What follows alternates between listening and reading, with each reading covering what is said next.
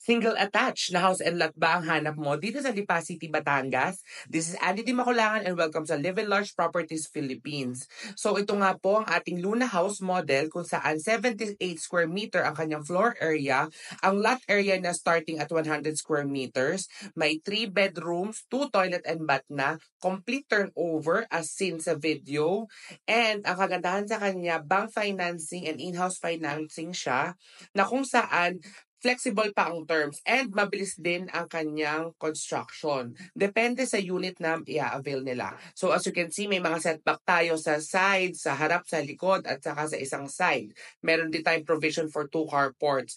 Okay? And also, kung titingnan nyo po, napaka-ganda po ng kanyang turnover. Practical na po siya for its value and wala pa pong VAT. May option pa tayo for non-VAT unit.